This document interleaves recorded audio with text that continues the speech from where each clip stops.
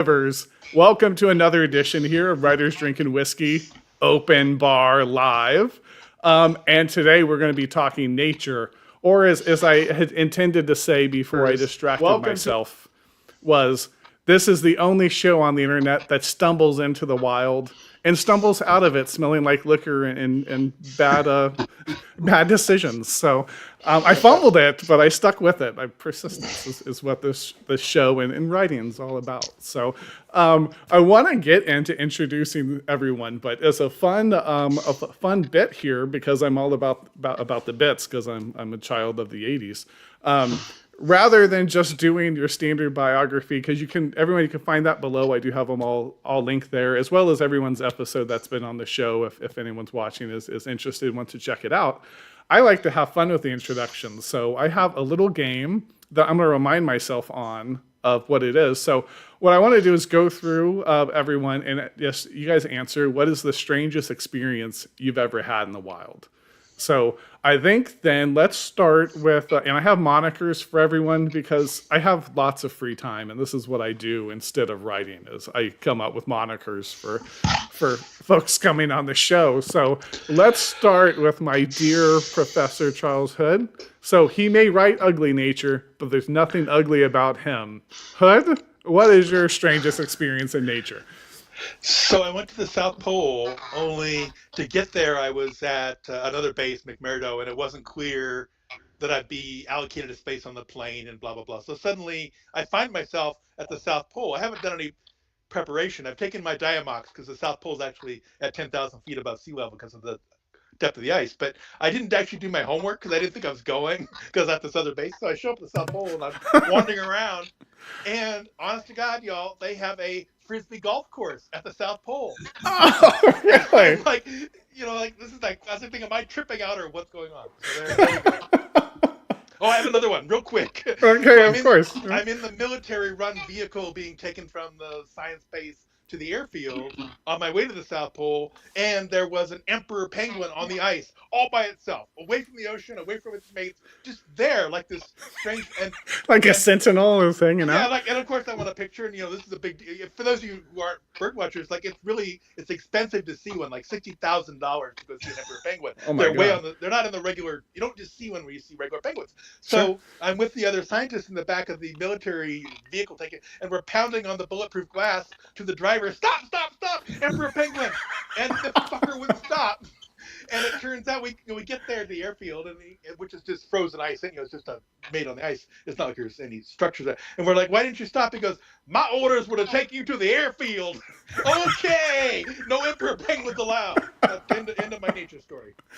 Very good. Did you see any emperor penguins the rest of your time there? Yeah, from a helicopter also. Just hey helicopter pilot, look down there. So we did fly over. Land right there. And then keep going. Right. Very good. Awesome. Thank you for that. We got double for it, so very good. So, and then now let's go to Adam Vines. I'm going to say the fisherman poet because your episode we talked a lot of fishing and things, and that was really fun. And you're a great poet to boot. So, what was your strangest experience in nature? Well, I have to admit that it's going to be an associative experience since Charles has influenced me now.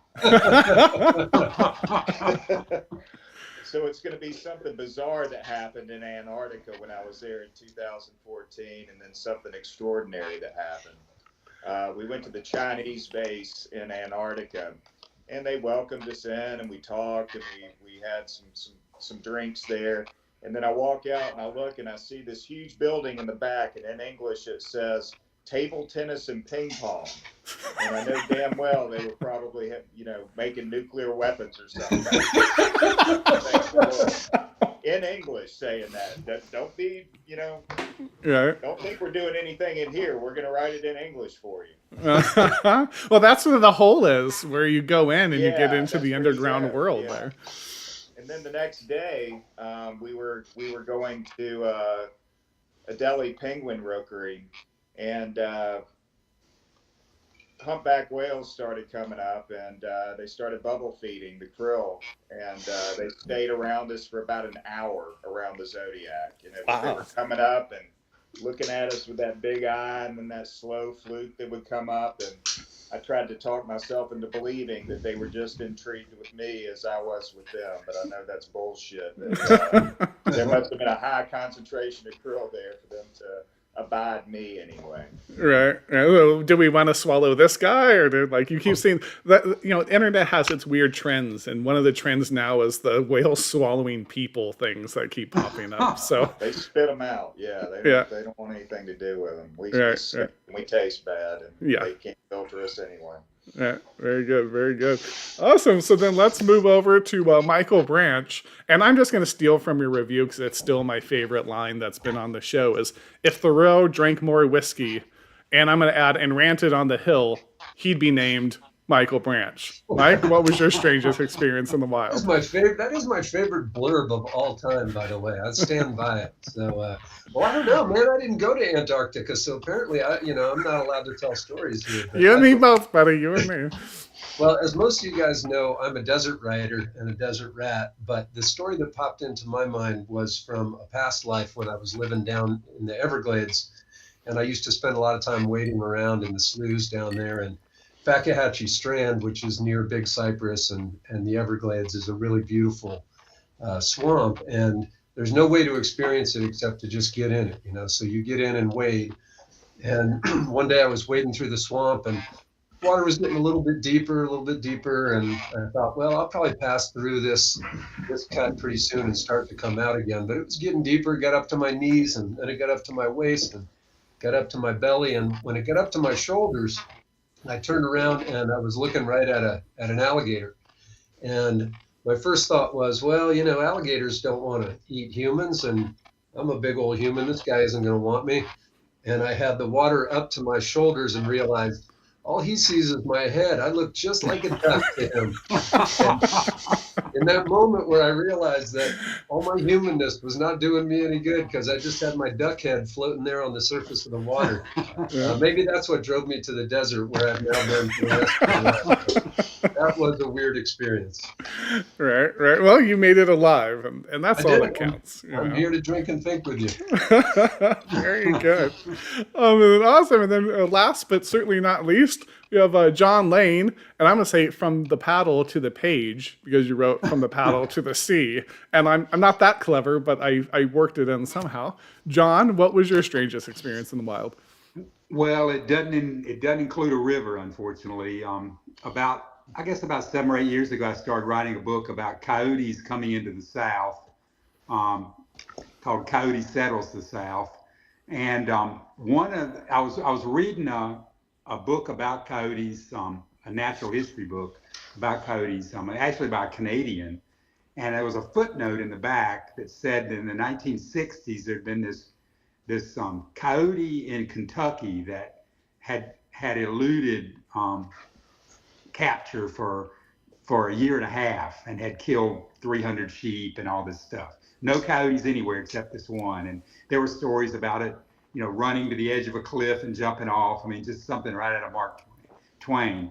And so my wife's a journalist, and she said, well, you gotta call out there and see if you can get any details about this. Even though it was 30 years in the past. So I called this state park in Kentucky, and the woman answers and says, yeah, that they stuffed that coyote and it's in the lobby here. You got to come out and see it. So a buddy of mine and I drove out to Kentucky, and I was just going to go out there sort of and retrace the steps of this adventure. And I got out of the car. We've been driving all day, and I got out of the car in the parking lot of the state park. And there were these two maintenance guys standing in the parking lot.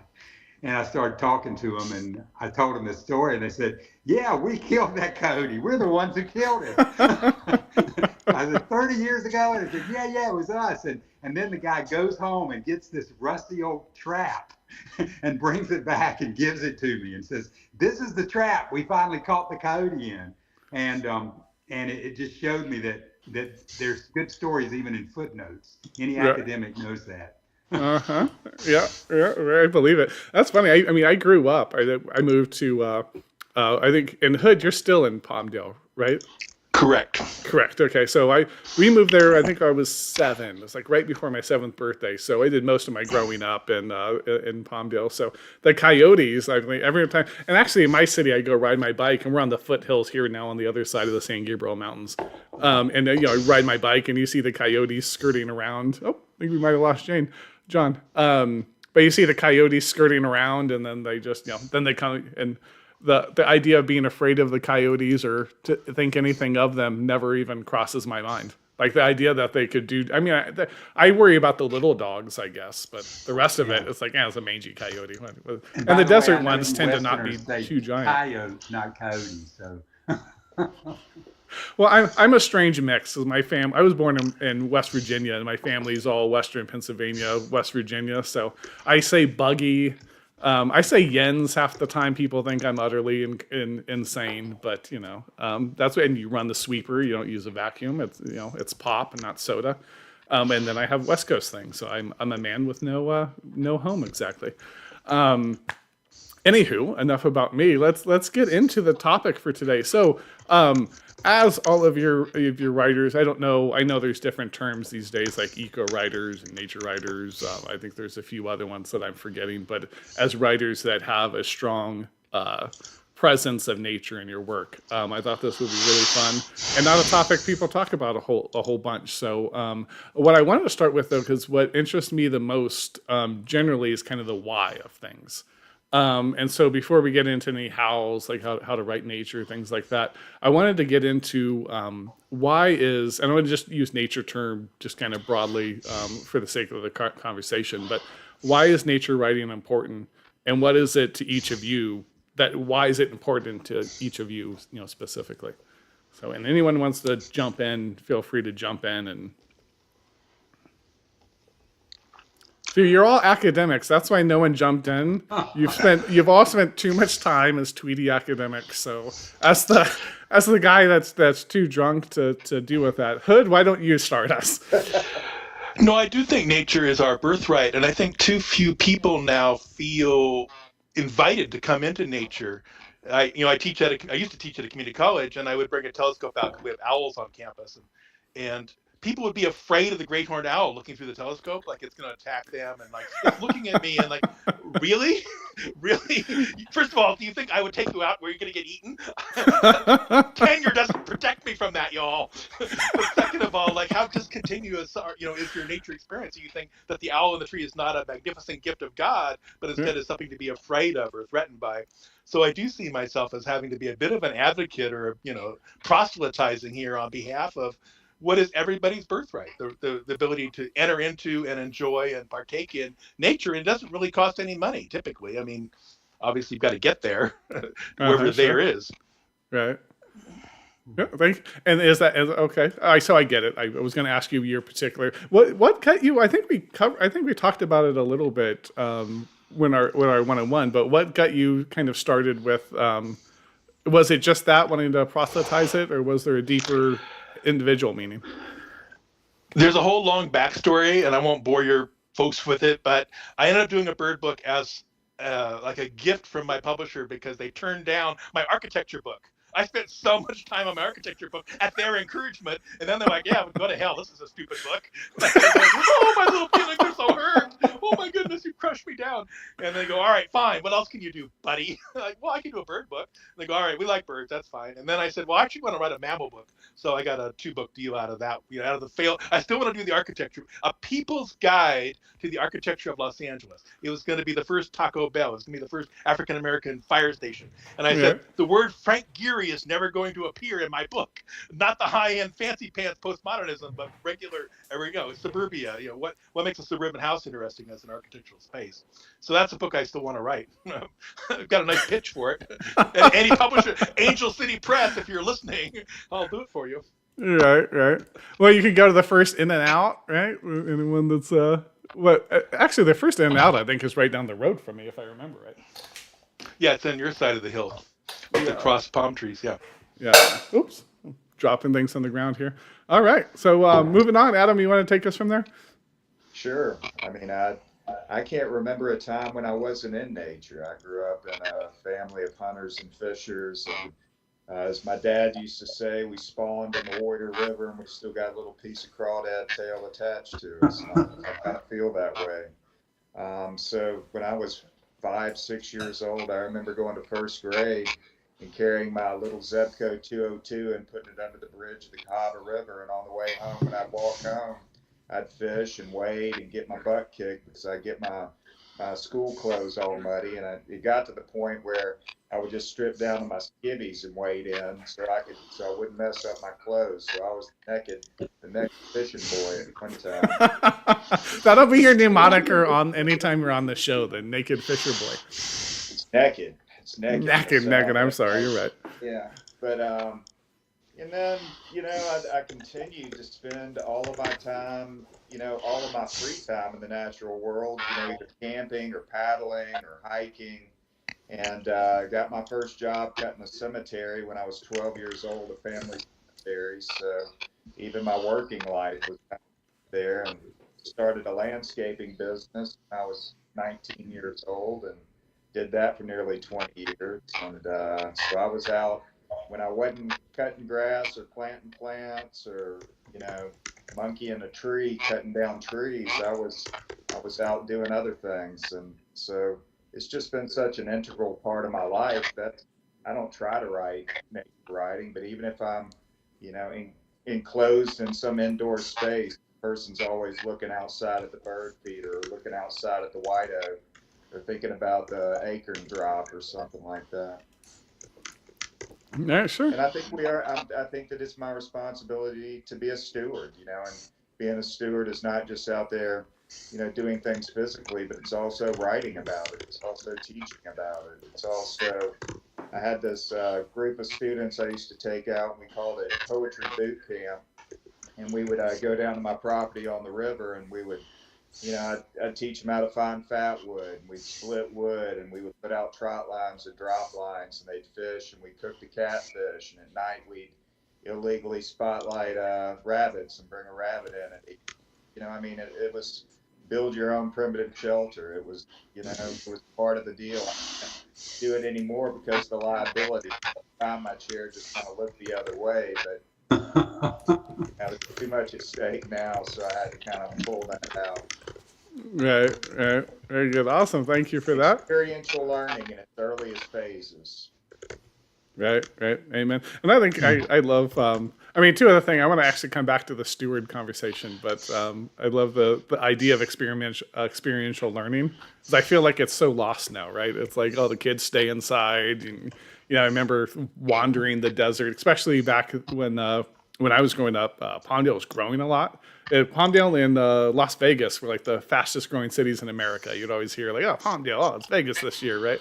And so it bloomed up, and I was just a kid with like no supervision, and I'd go play in the little, like the ruts when they'd build the houses, and that would be our forts, and we'd go play in there.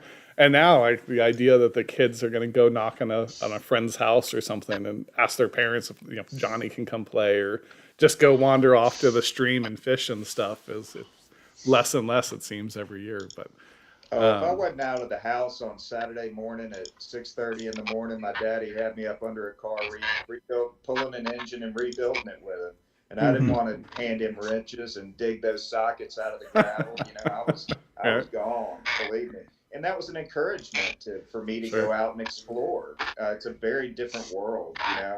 We had a pond that was probably 2 miles away, and I would walk there with my bucket and everything. And they had old dairy cows in there and an old bull, so I'd have to keep my eyes out for it because it would come after us. But that was my experience at 6, 7 years old. I can't imagine a 6, 7-year-old, just kind of breaking out on their own, and the parents saying, "Good, go out, just be home by dark." Right. Yeah, no, I don't think it happens at all anymore. Awesome. So you want to move over to you, Mike?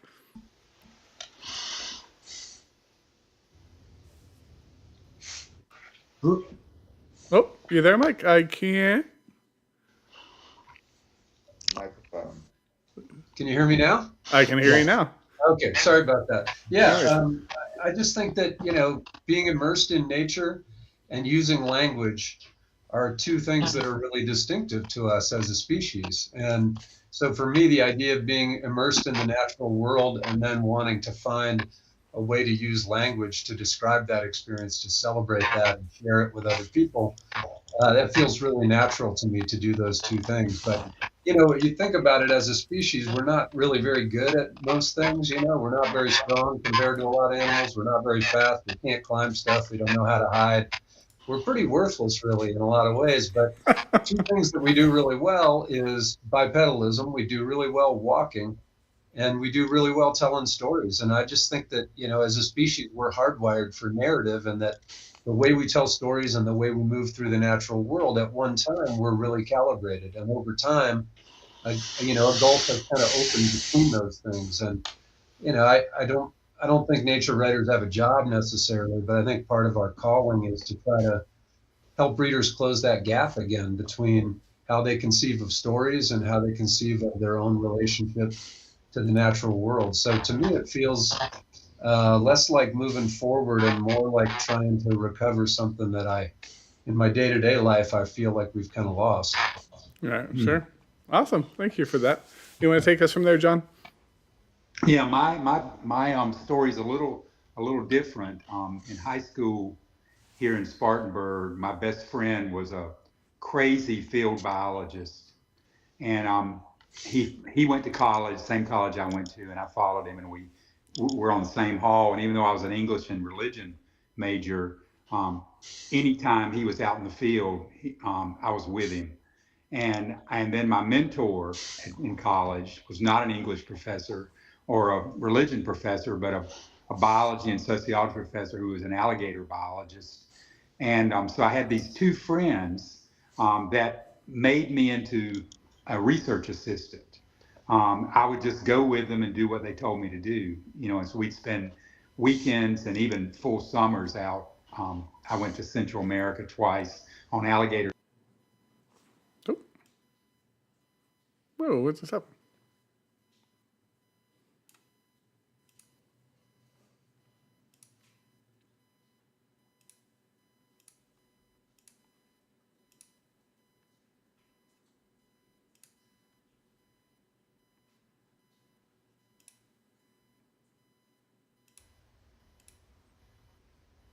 I was in my 30s, I started as a poet, 10, 12 years just writing poetry, not writing any prose at all. But then I discovered that people liked me telling these stories about just going out and doing things like spending a week and a half down in South Florida on an alligator survey and just describing this experience, excursion narratives.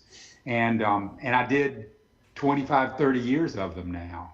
And they sort of bubbled over into things like paddling from my backyard to the ocean, or going out and deciding I was going to talk to everybody I could about coyotes in the South.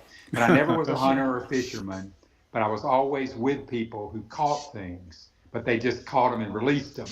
That was the difference. So sort of a catch and release biology. That friend from high school is still he's in the Guinness Book of World Records. He has the longest running salamander survey that's ever taken place in the world. He studied one population of salamanders on the Savannah River site in South Carolina for over 35 years. He would go and he would mark them and throw them over the little drift fence, and they'd go and breed, and then he'd get them and pop them back out when they were, and he would do that every spring. So that was the way I came to it. And I tried to take my students out like that too. I had the first English class that had a field lab. The English professors were not happy about it, but I convinced them to let me have a lab with this class. They wouldn't give me the extra hour, but I could take some time off the class and get the students out in the field. Yeah. Very good. Very good. Thank you for that. So what does everyone think, like generally the state of nature writing, right? Like writing in general is a weird state to talk about kind of holistically.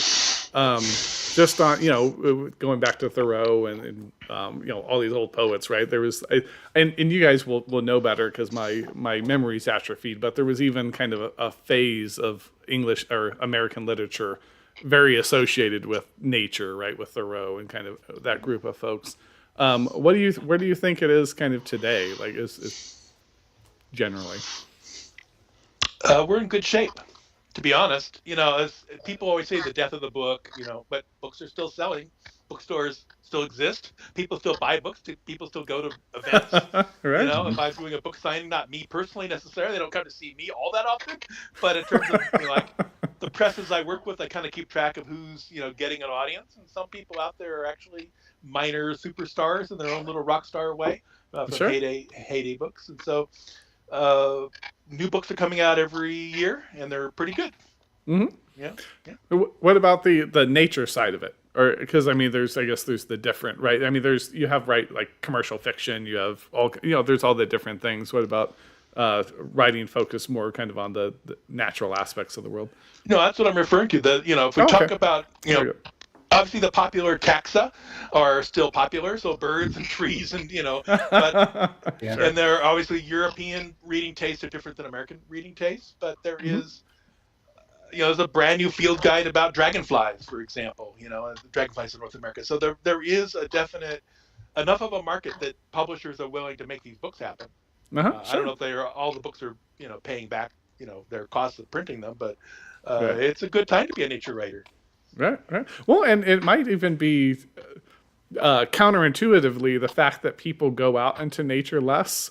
They may be more interested in reading it than they were. Like if I knew a lot about dragonflies, I probably wouldn't. But when I went into my hawk obsession and I knew nothing about hawks, well, then I was buying all kinds of field guides on hawks, right? I'm like, I must now know everything about our raptor friends here, so.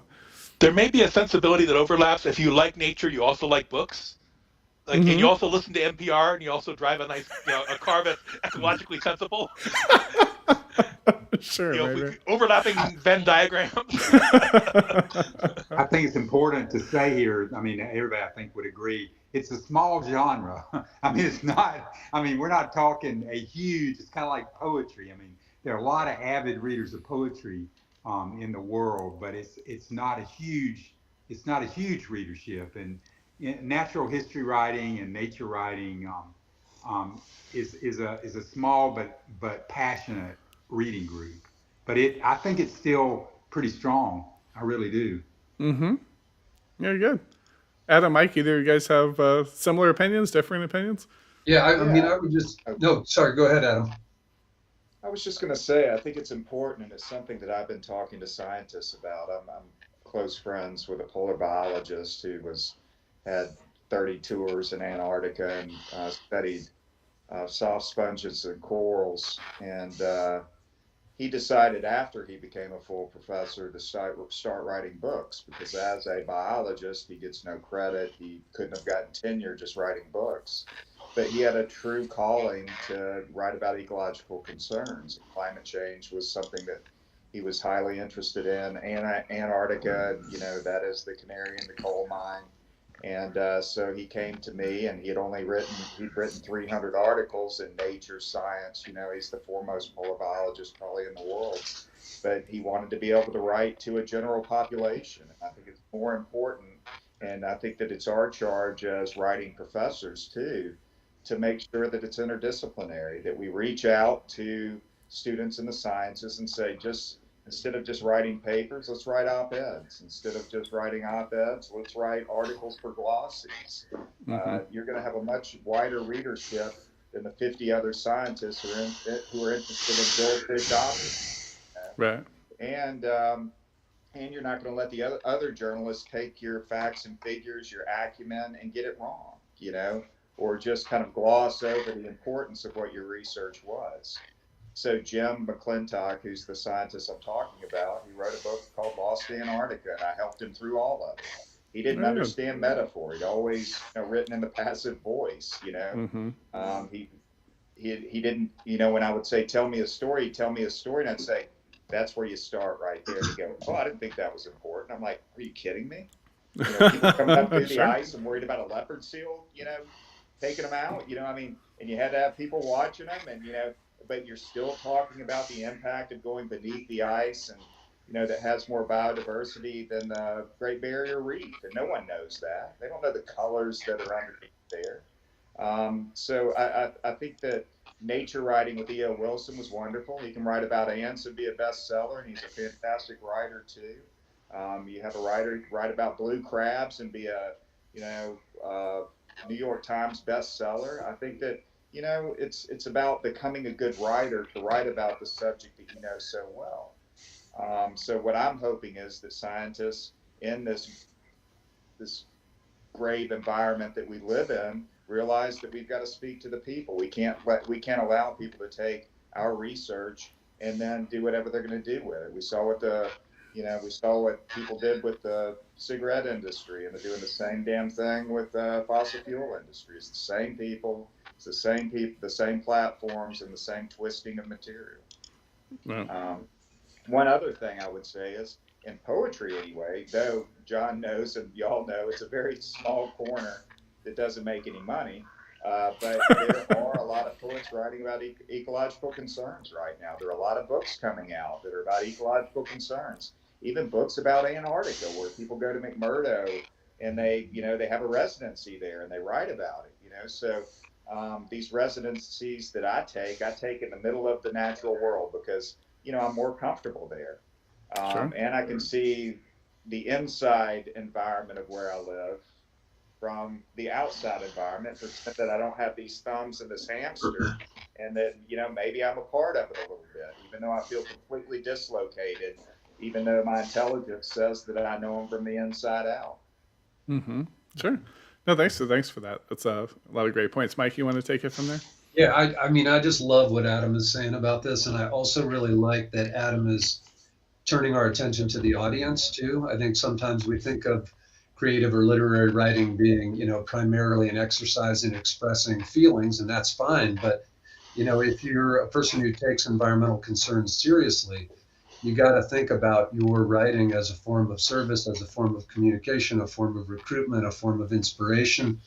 And so I think of it a lot of times, especially in terms of the sciences, which, you guys have been talking about a lot. I think of our work as, a good analog to it is translation, right? Because data doesn't really change the way people behave in the world. Stories do. Statistics don't change people's lifestyle, narratives do. And I think part of our job is to understand the natural world as best we can, often with the help of scientists, as these guys are pointing out, but then translate that into the kind of stories that have emotional valence that people feel attached to and moved by and inspired by. And that is a particular kind of art form. That's a particular craft, like Adam is saying. And I just add as a kind of PS that, when I do science writing, it's always non-specialist, popular science writing. And people always say, man, don't the scientists who have spent their whole lives developing this body of expertise get pissed off at you? You just kind of swoop in and take all of their work and turn it into a story. And I think most of us have had this same experience, that the opposite is the case. If I write a piece about pronghorn antelope that makes people really care about that species, the ungulate biologists whose work I've been learning from and representing, sometimes they will say, almost with tears in their eyes, I've been studying this species for 20 years, 30 years, 40 years, because I care about it so much, and I publish articles in scientific journals and nobody reads them. And I really appreciate that, somebody like you wants to come along, invest in it, understand it, but then also translate it into the kind of narrative that can really have resonance with a general audience. So, I mean, it's an art form. It's not only a form of activism, but for me, that idea of translation is really helpful because it forces me to remember the needs of my audience and not just my needs as a writer. Right. Well, because if you don't think of audience, in the old days it was a diary. Now it is your social media post where you're crying in your car, right? You know what I mean? And that might give you a dopamine hit when people look at it and give you a few likes, but it does nothing, right? It doesn't have actually any impact. Because I did hear one time that they were. I'll try to find the study and I'll link it up to the video, but they had said that they were doing some, study on a stand-up routine about climate change versus just listing facts, right? Because if you could list facts, but that doesn't affect anyone. But I think poetry does. Story certainly does. So finding a way to actually kind of reach those hearts, yeah. And it's not the same skill as being a scientist as being a storyteller, right? I mean, it's not. You could be both potentially, but yeah. I was going to say, making a great argument, about, say, ocean acidification. You can bring in all of these facts and figures. You can talk about it. It's a compelling argument to people who don't believe in climate change. However, if you don't have a story behind it, you can't just talk in jargon, Right. And Jim McClintock, he has a whole chapter on ocean acidification. He said, how the hell are you going to write about this? And I said, we're going to have to tell a story about it. You're going to have to use metaphors, You're going to have to, teach a general informed audience what that is and what it means and what the implications of it are, so that they can go out and use that metaphor with other people so that they can sway them. Because they ain't going to know what to do with those facts and figures. They're not going to know what to do with that research. Nobody. Hell, I had to spend, months learning how to read the research just so I could help them write about it, Right. Which was wonderful for me. I loved it. It was a class, it was a master class from a master scientist. But Right. Well, and I think the point too about how to inspire people, right? Because if you're it's very easy to jump into a doom cult, right? And it's the social media world is just all doom cults, right? You have a left wing doom cult, a right wing doom cult, everyone just like jumps into this everything's doomed. And then when you feel doomed, you don't do anything except for make crying videos in your car, right? Like if you actually want to like inspire someone to change, you need to inspire them in some way. So I think I'm glad you guys, Adam and Mike, kind of brought that up very specifically about like that inspirational piece. How do you touch people and then inspire them to do something besides just the relaying the facts, right? Because you could tell a story about ocean. Well, I'm blanking on the word. Acidification. I was going to say desalination. I was like, we're going to make the ocean. Because I'm in California, and we're always thirsty for water. That would be a big job. But also, were you going to say something, Hood? I thought I heard you about to chime in. Well, I have a question for Mike. You were mentioning pronghorns, so I have a question. Sure. So Native Americans are eating pronghorns. Fact. That's a fact, right? Now, how are they catching them? And I'll tell you what I know so far. So in the Great Basin, they found these stone corrals that are miles long. They would funnel, they'd get the pronghorn agitated and funnel them up to a kill zone. But that's only in the Great Basin so far as I know on my limited. What have you found out? Yeah, I mean, you're exactly right that, we have paleo drift fences around here that are 2,000 years old. And the cool thing about it is that pronghorn are completely evolved for speed.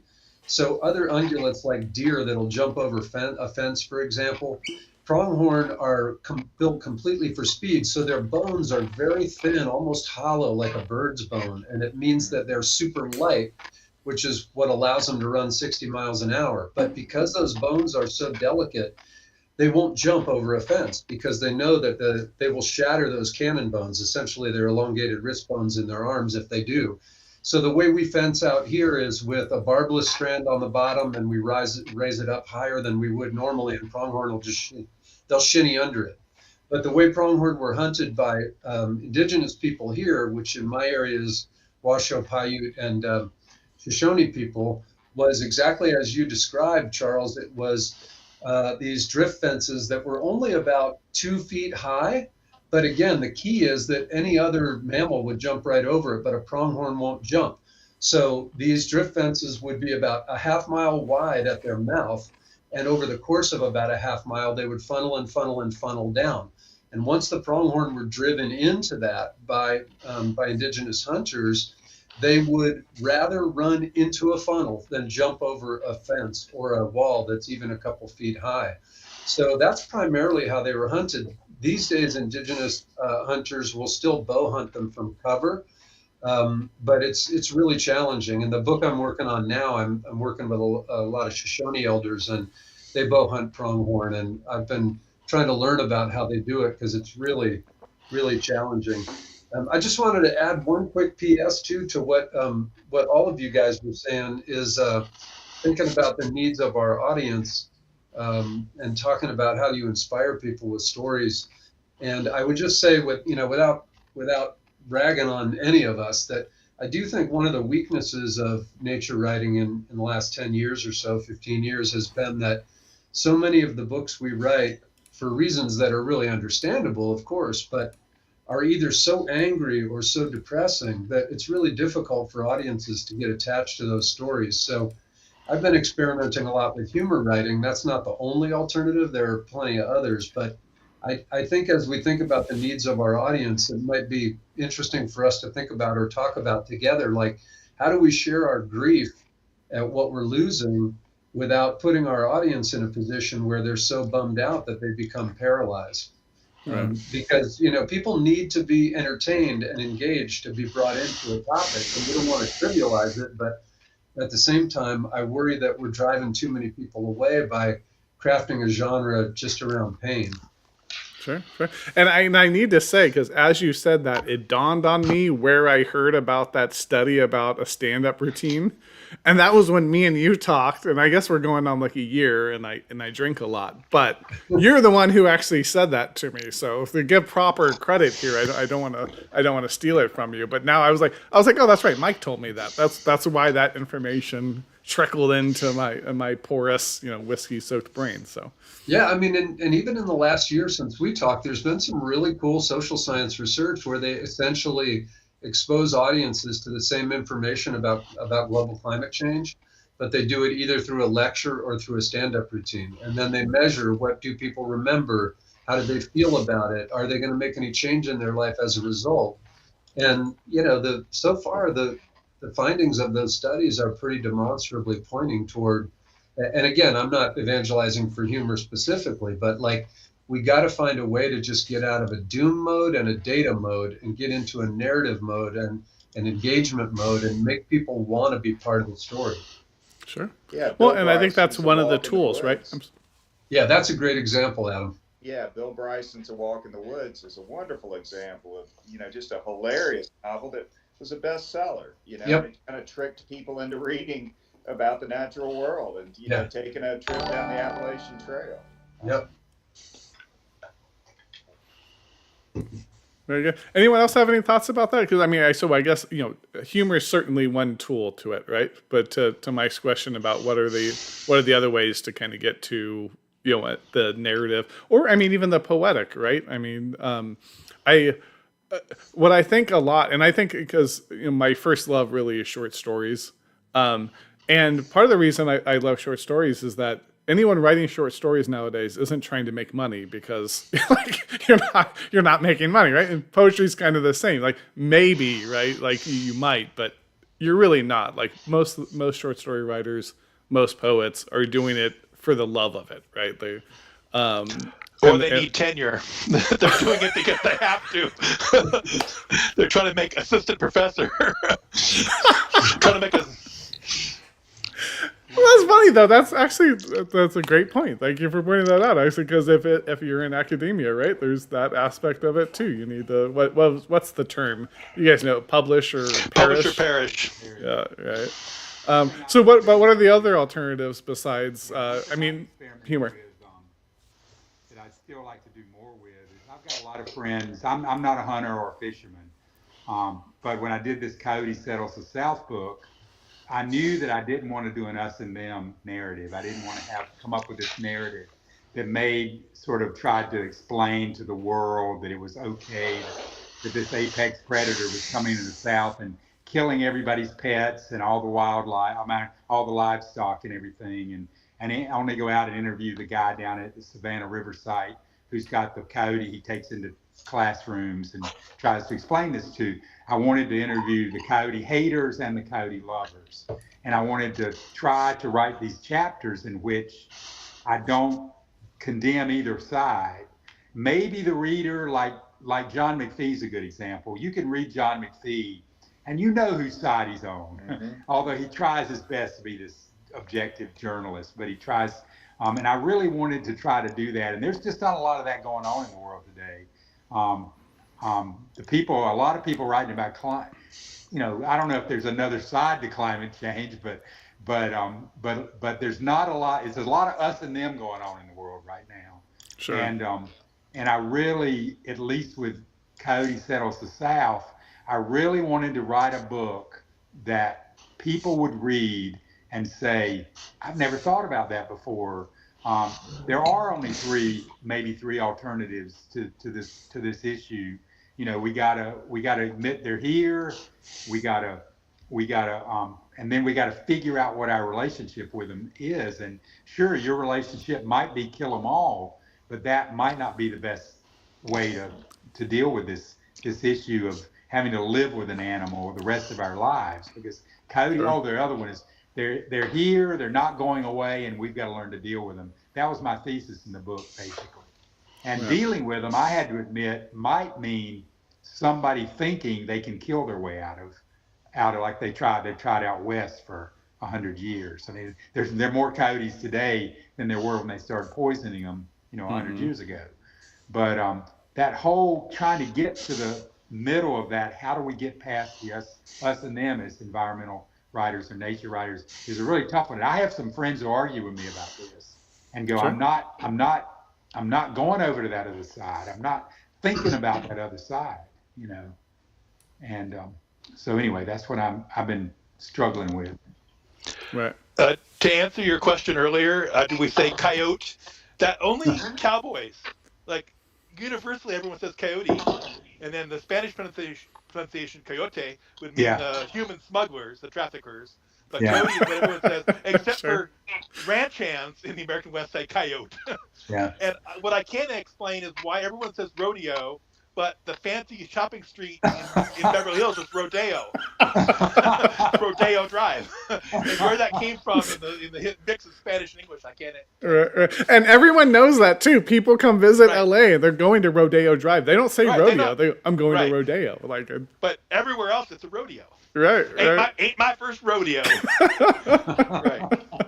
Yeah, I think when we're thinking about audience, and thinking about rhetorical strategies, that we've got to be really careful not to just point fingers, not just to put the dividing line down and say you're a fool and we're the scientists.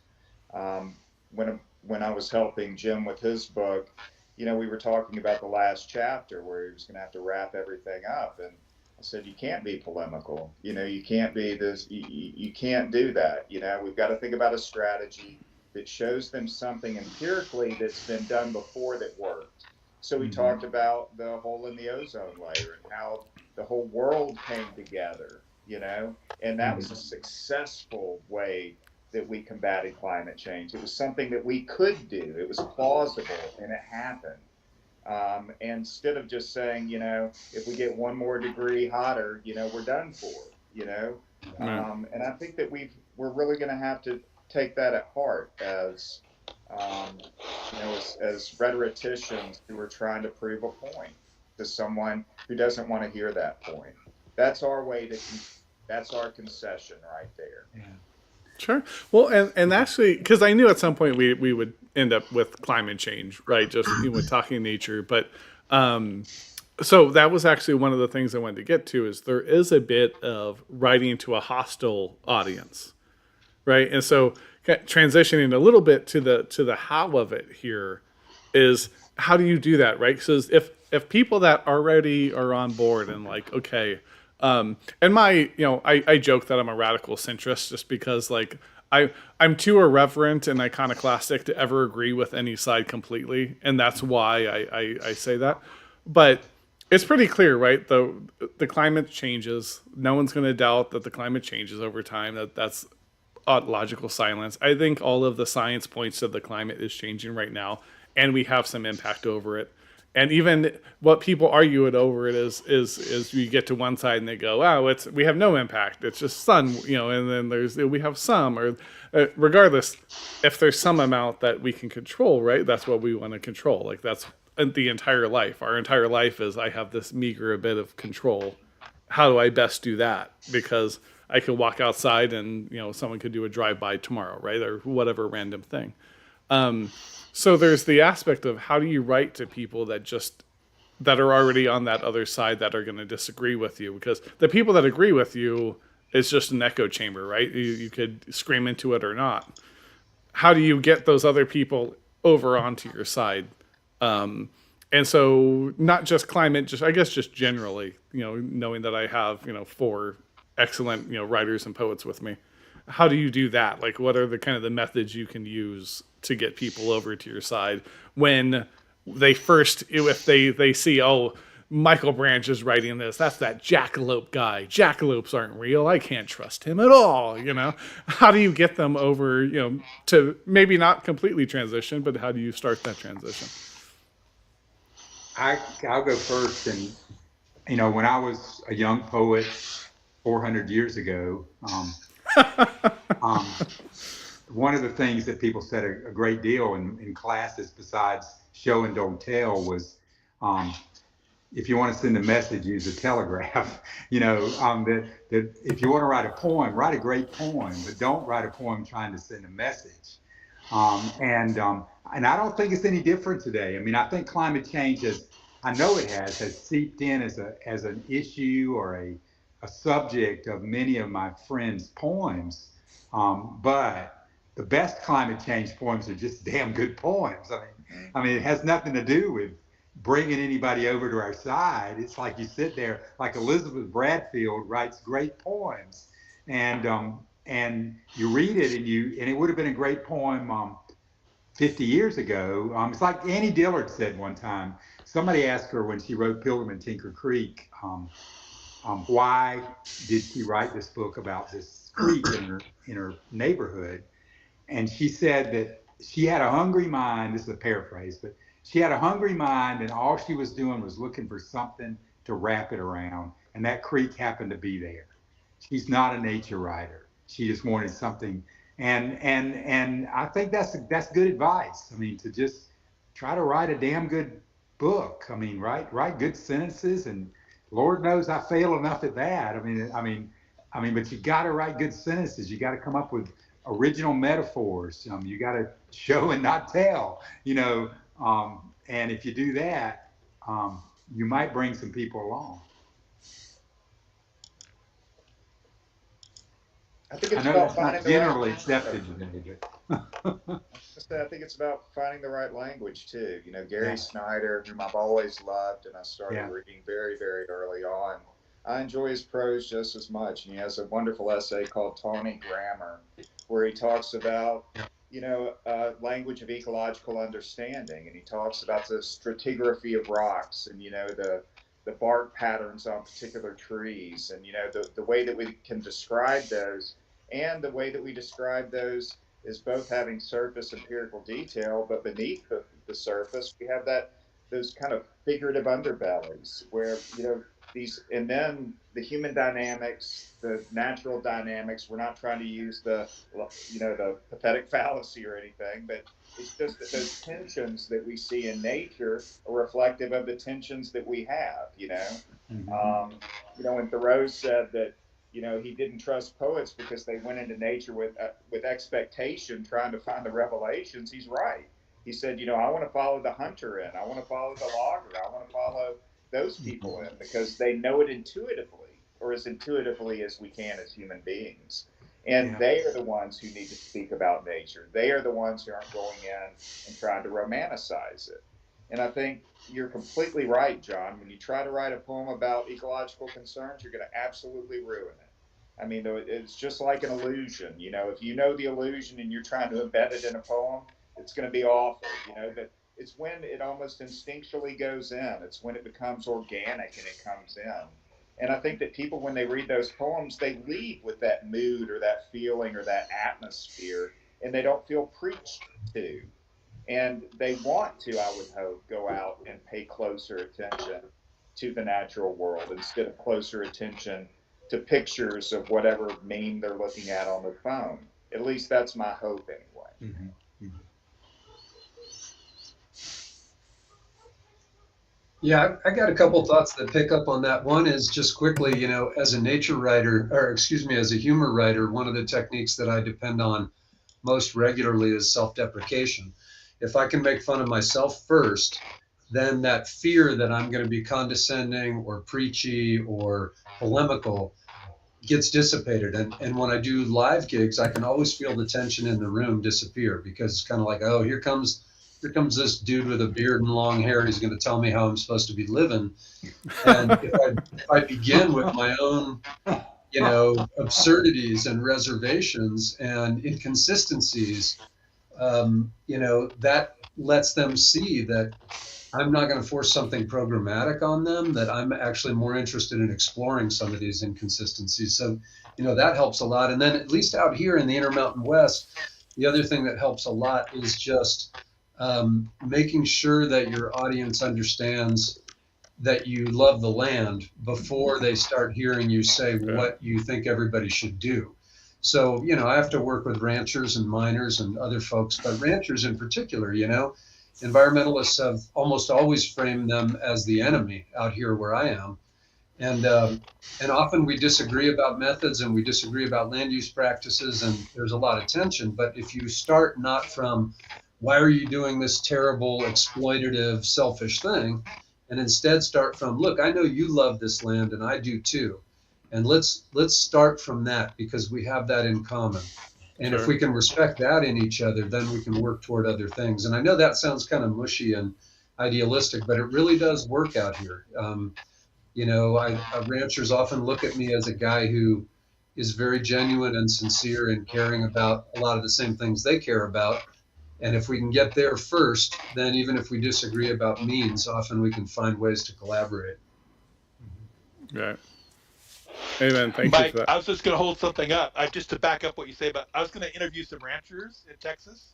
Yeah. And so this is my normal journal. Yeah. On the front, that is Burning Man, but nobody knows it. But down Titan Missile Museum in Tucson, a great place. And if you like military, it's good. And then Tejon Ranch Conservancy, because I want the word ranch on this when I'm talking to these people. That's smart. Yeah, that's really smart, Charles. Right. Amen. Thank you for that. No, I think that's a great point. So I wanted to get to, and thanks everyone for all of those. So, and I think so having this group here, right? One of the things that, especially that I've had the privilege. One of the very cool things about hosting this show has been, it's been a master class for me, right? Everyone's there's master classes, you go on. But I actually get to think ahead of time when I have you guys come on and go, oh, this is when I want to ask Adam Vines. Oh, this is when I want to ask, Michael Branch, Charles Hood, John Lane.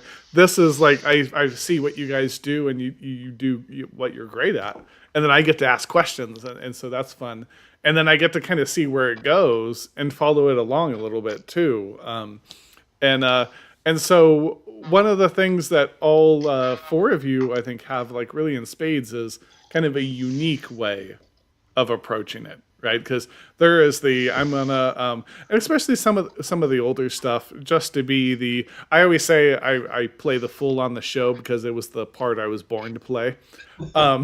But to be the fool on the show, but just going back to Thoreau and a lot of the older folks, just to kind of throw a name out, but some of the other ones, there was this nature is God almost, right? It's this other thing that it's beyond us, and there's Mont Blanc, and it's separate from us. How do you guys tackle? Because I don't think any of you do that. How do you guys tackle, kind of incorporating the natural world as something that is separate, but without, now there's very much, and I'm kind of curious why, maybe we can tackle that, but now there's very much this aspect, we're not natural. If we build a dam, that is the most unnatural thing that's ever happened. If a beaver builds a dam, yay, beavers, they're so cute and they hold hands and swim backwards in the river, right?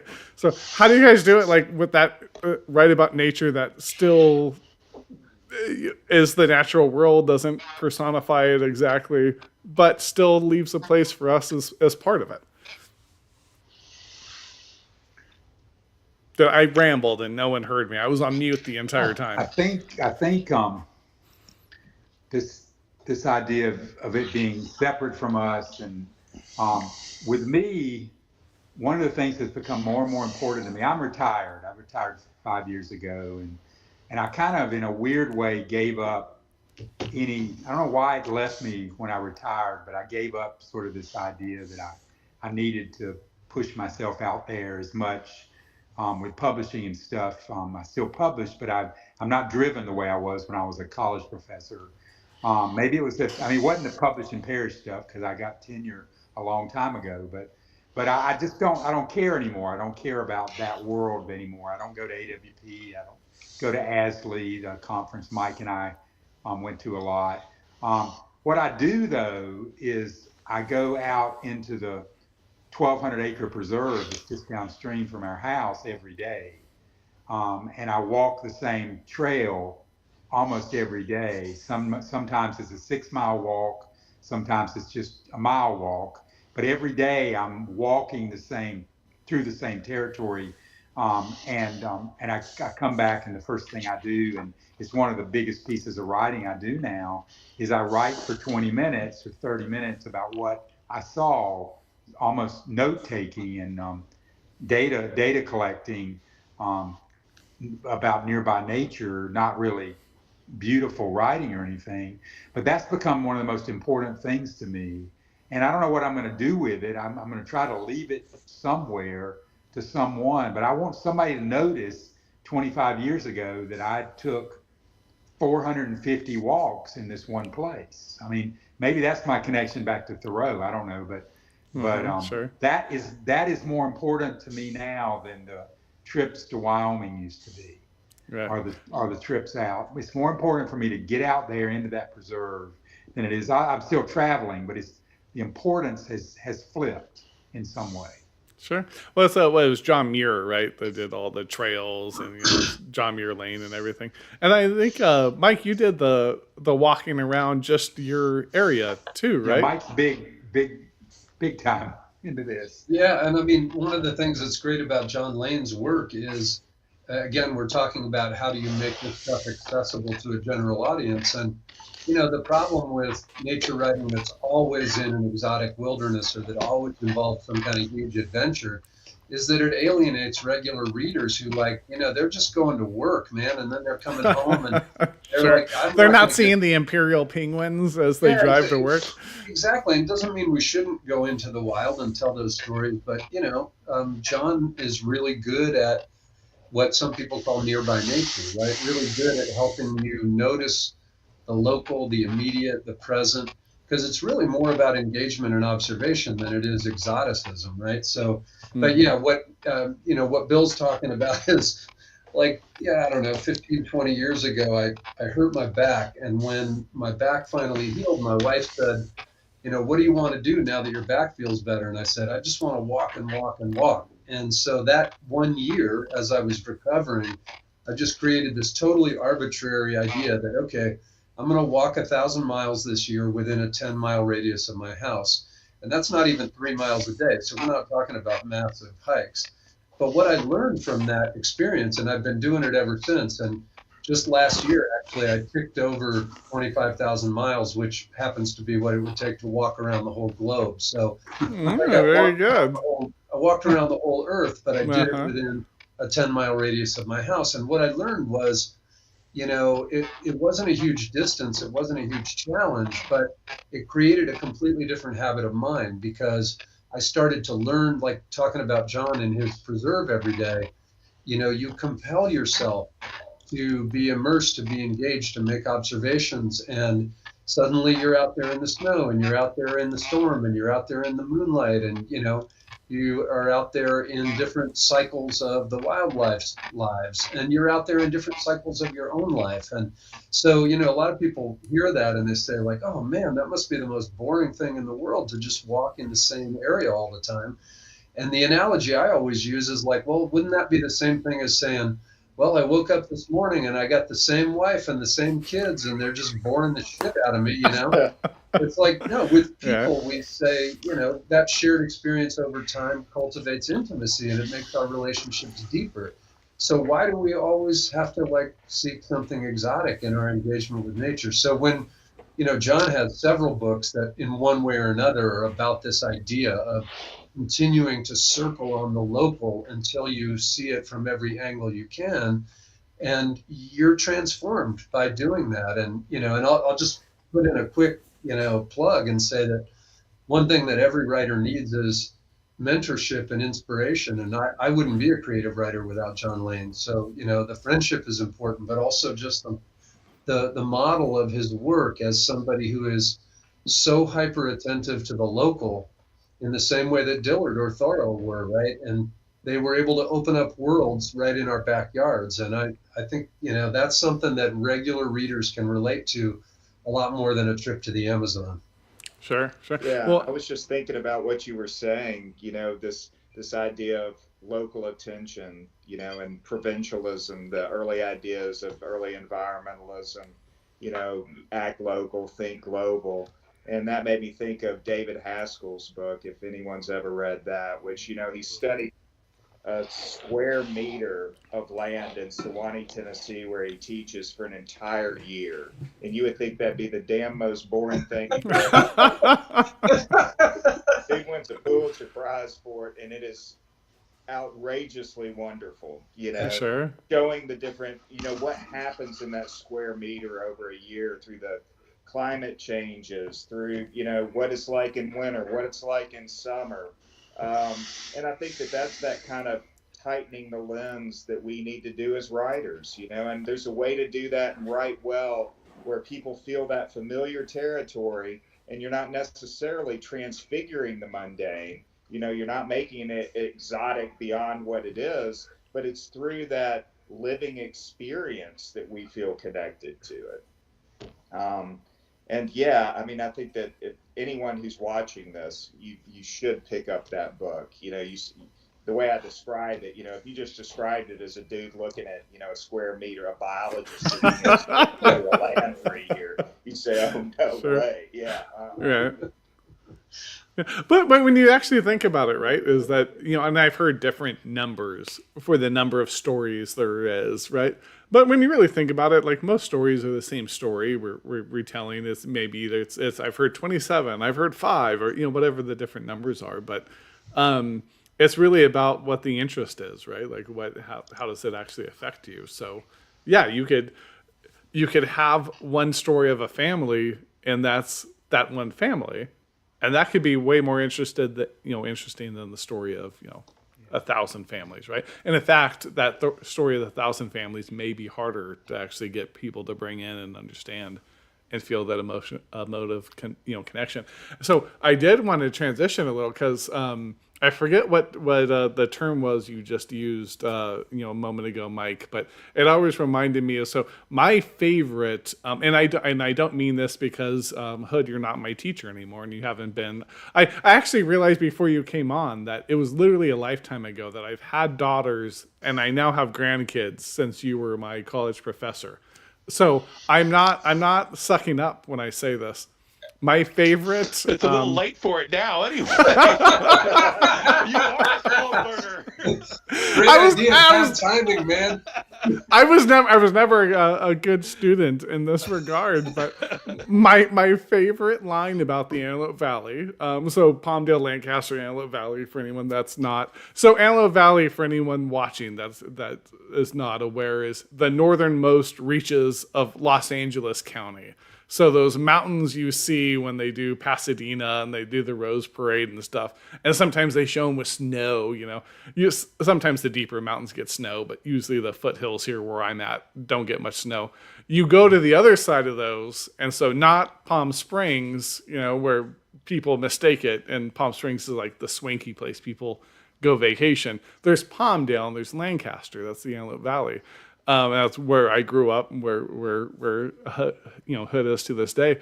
But my favorite line that describes that place is, "It's the place where old sofas crawl to the end of the road to die," and and that's from your book, the devil only a salad. No, I just butchered it. A salad only the devil could love. Ugly nature. I think it's a little longer than that, but. If you're going to say so, I wanted to talk about that, the ugly nature aspect of it, because I love the term of it too, is that connection, those moments that the uncivilized world connects with the natural world. I kind of hate that exact term. I hate making us not natural, because I think we're just as natural as everything else. Regardless of if you look at it from God or you look at it from evolution, either way, we're just as natural as everything else. In fact, if you look at it from evolution, we're very much just as natural as everything else. But how do you tackling that aspect of it? Is those in between areas, or those points where they connect? That came out of the same thing everyone's been talking about, where I began just to walk through my house because it was the pandemic. I didn't have to drive to work. I couldn't even go to work. Campus was literally closed off to us.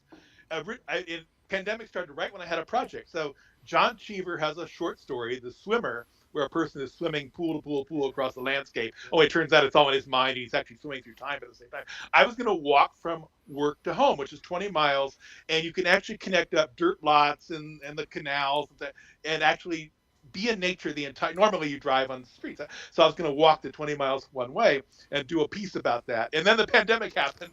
I couldn't go to work, so I'm at home, and so now I'm doing the little radius out from my own house through all the little dirt lots. So the idea of ugly nature comes out of that. But I'm also responding just to the bias. So I do poetry readings still and go to events. So what you were describing, Bill, was, okay, here's Los Angeles, here's the mountains, and then there's the desert on the other side.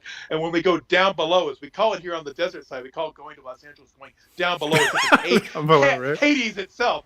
But when I go down below, there's all these prejudices among the hoity-toity people at these, wine bars I'm going to do my events. Like, oh, you're from the Antelope Valley. Oh, we're so sorry. Like, you've soiled yourself, and you're sort of, you're here just to, lock up the sheep. Here comes the people from the Antelope Valley. Better, lock up your daughters, lock up your sheep. And I always make a joke about it, like at the Huntington or something, like, yeah, I can get your crystal meth half price. I'll get it for wholesale because I'm coming over the hill. So the idea of resurrecting ugly nature is something that I'm defending myself against this bias, but I also believe in it. By golly, nature is everywhere. And yes, it's nice to have Yosemite, and the Amazon, yes, for all that nice to have Antarctica.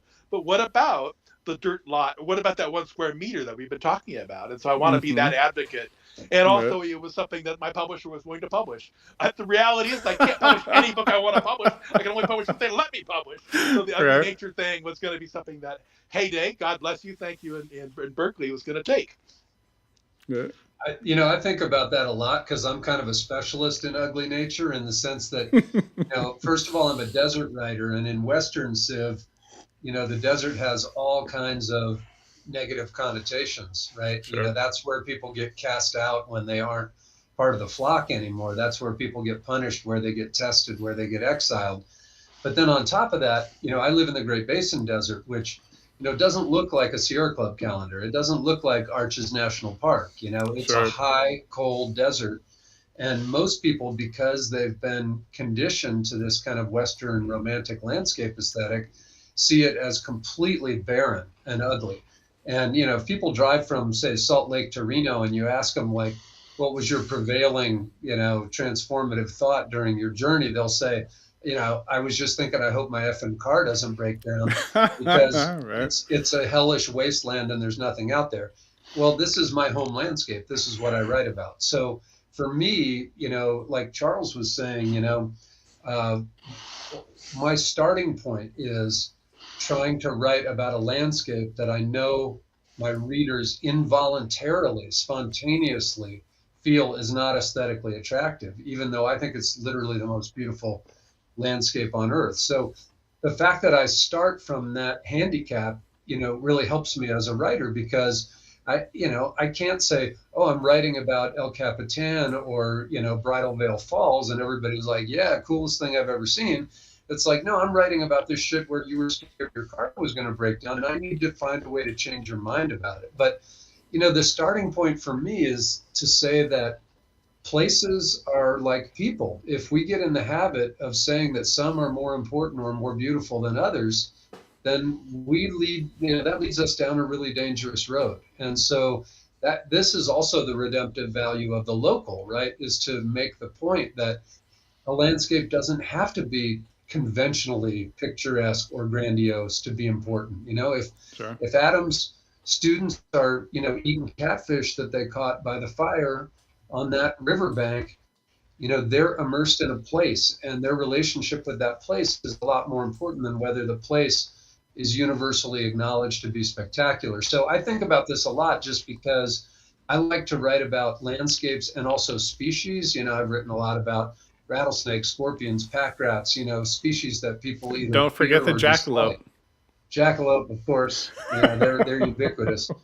So anyway, but my point isn't so much like I'm using my experience in the Great Basin Desert Sure. as a springboard to make the point that we all have to find a way to make these local accessible places important to our readers, whether the culture sees them as monumentally beautiful or not. And Charles, I just love that idea of ugly nature. That is just such a cool way into this whole thing that I think we're all sort of trying to get at.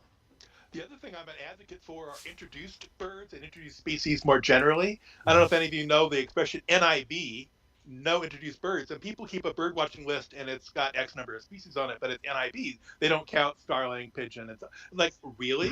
And the way that some of the bird watchers talk about these, starlings is really similar to how certain politicians talk about people of color. It's like if you listen to yourself, it's horrible the kinds of assumptions you make about an evil starling that just is doing its starling thing. Yes, it's a cavity nester. That's how God made them.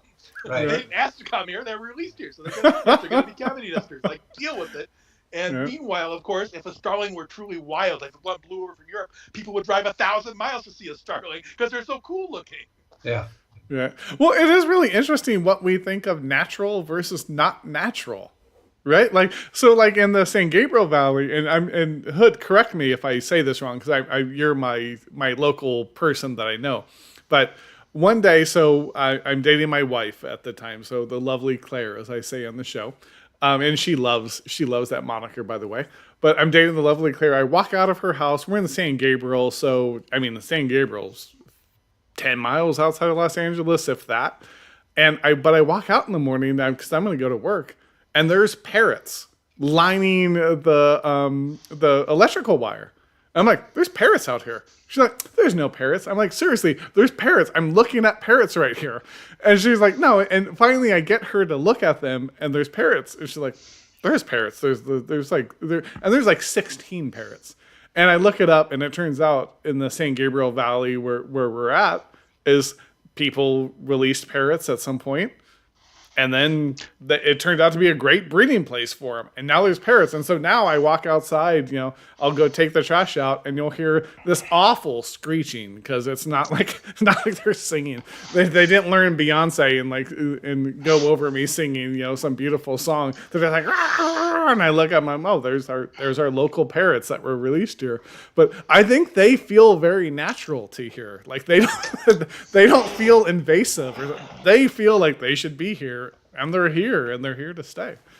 And there's more of them here being Los Angeles and Southern California than there are in the jungles, depending on the species. So red-crowned Amazon is one species that's in Los Angeles, and the aggregate numbers of red-crowned Amazons are greater in Los Angeles than all the wild ones left. Now that's bad for, that's how messed up northern Mexico is in relation to what they should be. But nonetheless, they are thriving in Los Angeles. So the usual numbers, there are 13 different species that are self-sustaining populations. They're not diminishing, they're staying equilibrium, or they're growing. And the aggregate number is 10,000 or perhaps 15,000, perhaps even 20,000 parrots of these 13 types that are all over Southern California, which also tells you that Los Angeles is not a concrete wasteland, despite all the bullshit that people say. It's a paradise because of all the shit we planted and all the water we up on that landscape. Well, and I always think of the Michael Pollan line, "Weeds are us," where he makes the point that the ultimate invasive exotic is human beings, right? Of course, we yeah. trash into every possible landscape. I'll also say, you were talking about starlings. Writers are to blame for starlings, as you guys might know. In the late 19th century, there was this dude who took it upon himself to try to introduce into America every bird species mentioned in every Shakespeare play. And he released starlings in New York City as part of that effort, and that was how it all started. That sounds like that's why we all have yards, right? We all have these manicured grass lawns because they saw paintings or whatever, Right. Pigeons came in 1610. You know, they were table food back then, so they're a pilgrim thing. You know, the European sparrows, mid 19th century, blah blah blah. Yeah, they all have their histories, but yes, trying to introduce the bird Shakespeare. There's about 43 birds in Shakespeare. They did not introduce them all, unfortunately. I'd like to have some red kites or something, but yes, the starlings came over then. They probably would have come over anyway, one way or another. You know, on a ship or something. Right. You know, life finds a way, as they tell us in Jurassic Park. So, so before we get to our shots section here, and I'll take you know, questions from anyone that's that tuned in. I wanted to touch on one last question here. So you hear about this a lot, especially in fiction. It's the setting as character, right? And I hear it a lot. I see it very, very little, but one place I do see it though is so I'm thinking like, I had mentioned like the sofa crawling to the end of the road. That strikes me as it. Mike, you had read that really hilarious bit about the Mary Kay lady and the different types of mud that you guys have. Adam, you had that poem. I still remember it very, very clearly, although I can't quote it because again, I'm not a good student. But it was the fishing pond that was turned into a baseball diamond. And of course, John, you had mentioned like my paddle to the sea, which was the thing I referenced. But so from a perspective, like just a writing perspective now, like kind of the how of it is, how do you actually turn setting into a character beyond the people just saying that, right? And maybe spending extra time describing the settings. How do you, when you're writing, actually turn that into a character just as much as, you know, you or me or whatever the characters are that are populating your creative fiction or poems or fiction or whatever you're writing? Well, you're asking into our question. How do you write? Right? Where does writing happen? Or like I write a lot of bad crap and then cut all that out to try to leave the good crap. Like how do you luck? Whiskey? I don't know. That's what Leonard Cohen said, right? If I knew where the good songs came from, I'd go there all the time. All right, amen. I mean, it certainly is the whiskey. So it's like I'll move away from my sign, but yeah. So, I mean, beyond, is there any other tips anyone has? I mean, yeah, I mean, certainly there's the drafting process and the writing process, but any tips, tricks, anything anyone wants to share?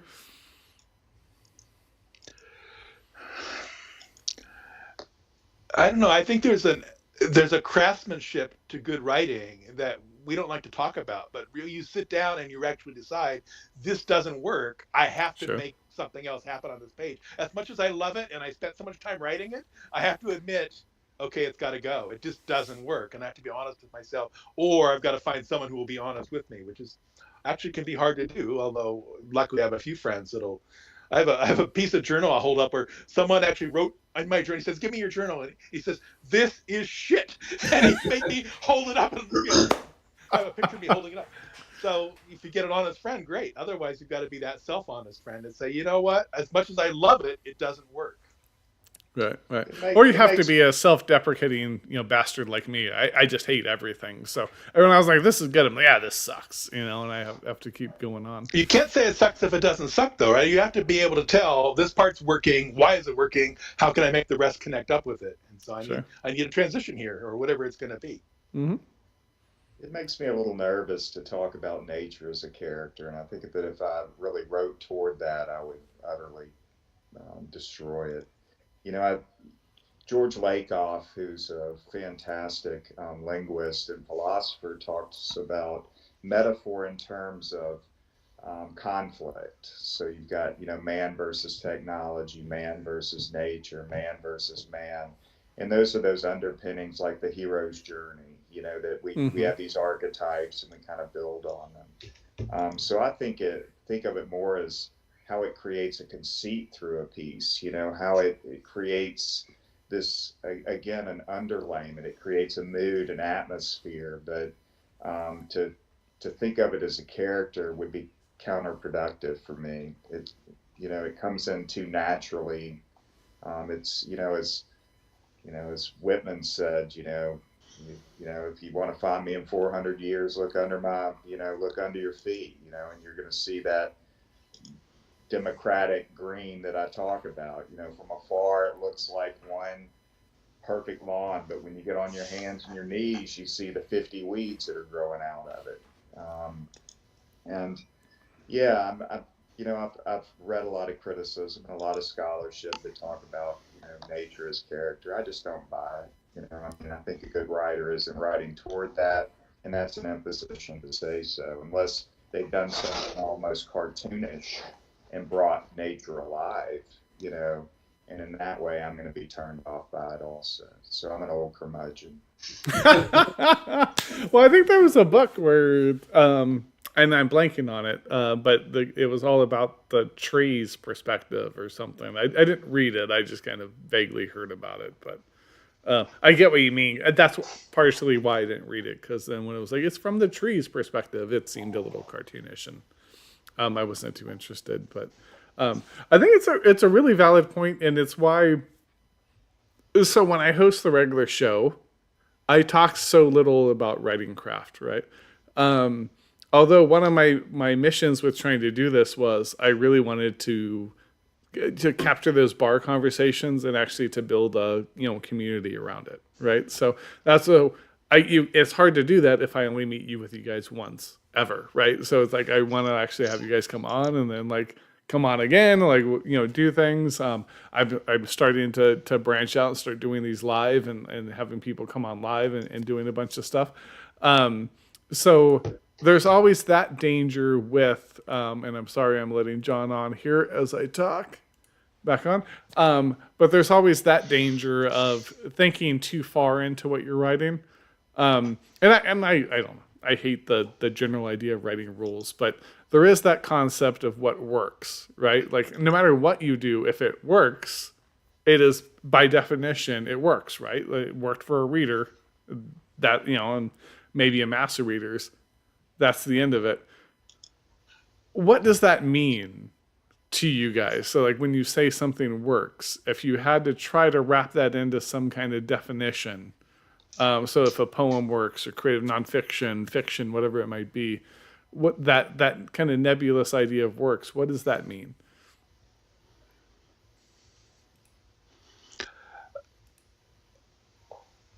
I'll be honest. I have editors and I need them often, but there's times when I just know the editor got it wrong. And I've changed, they changed my, even the Salad the Devil Would Eat, which is a fine title. But sometimes my original title was better. And sure. I know that. I just know it in my heart. Like that title worked, and that the piece. But they want to change it. Particularly at journal level, like it's an article. Hey, if you're a journal, you need a different article title. What do I care? I'm going to write another article next week. I don't even care. But there is sometimes, I'll be honest, like a sense of finality or a sense of ownership or a sense of rightness. I look at something I've done, and 99 times out of 100, I hate it or I'm indifferent to it. But once in a while, I think that is it. And I don't care what the editor says. I don't care what the reader even says. Yeah. Hello, readers. Love you all. But sometimes you're wrong, too. And I just know that was well expressed. It said what I want to say. No one else could have done that. That's a piece of me. And it works. Now, what does that mean? I don't know. Like, why does the Pietà work by McLeod? It just does. There's lots of dead bodies in it, but it works. It just does. I like how you went to dead bodies. I might have went to love, right? Like, what is love? I don't know. Like, you just love someone. It's just it's a dead body, and mom's happy about dead body, but by golly, it just works. You describe the Pietà to somebody like, hey, come look at this thing. This guy got killed and his mom's holding the body, and they're sort of naked and sad. Like, okay, no, I'm not going to go. I'm going to go drink a Coke, my Jack and Coke over here. All right. Amen. Thank you for that. Mike, Adam, you guys have any idea? Like, so, and I know I'm asking a question that doesn't have a definitive answer, but I think, because I think it all the time. Like I do. Like does this work? And that just means it works for me. But do you guys have what does it works kind of mean to each of you? No, it's kind of like intent. Authorial intent is a fickle critter. What I'm trying to do there and what the audience gets out of it's a very different animal. I think that you know, I think that the poems that people say they like the most are the ones that really, when I was done with it, I was befuddled by it. I didn't know how I got to where I got. Nothing was prescribed. I didn't have a subject in mind. It was just one of these ideas that spawned out of somewhere that I was I'm sure I was very familiar with, but I was unfamiliar with it when I sat down to write. So this idea of what works for me, I think it's what works for me the most. I think that the poems that I look at and I say, oh, wow, I did something. I wake up the next morning and go, Jesus, what was I thinking? And Sure. that's what generally happens to me. And the old cliche of kill your darlings comes in. Something that you love the most is probably the thing that has to go. Because it's either too subjectively conceived and the audience can't get into it, or that you've fallen in love with some language and you don't recognize that it's already tired, or it's, or you were thinking about it a little too much and you shaped it into something and over polished it when it needed to be ruffled up. So yeah, what works? God, I wish I had that. I wish I had that acumen, man. I'd be writing poetry books every week, Yeah.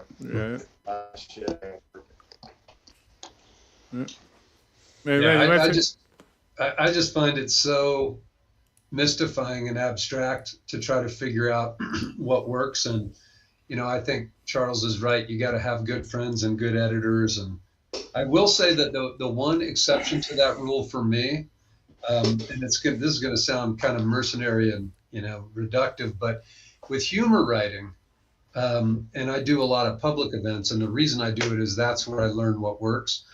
It has taken me years to come around to this, but with humor writing, what works because they laugh. And if they don't laugh, it doesn't work. And in the early years of me doing humor writing, I would pull this stuff out and perform it. And if there was something I thought was hilarious that people didn't laugh at, I'd go home and tell my wife, man, these dumbasses, they don't even get how hilarious and ingenious this is. And, now that I teach that kind of writing too, I've come around to there is only one standard of whether a humor piece works. And that is if they laugh. And if they don't laugh, you've failed no matter how much you love it. So that is a little bit different from my creative nonfiction in the sense that, I go straight from readings to annotating my text because you find out pretty quickly in a humor mode whether what's working and what isn't. And there are always moments where you're going to slay and it's just dead silence and you feel like you've just fallen off a building and it's the worst feeling in the world. And then there are moments where you want to read through something and you get a laugh you didn't expect.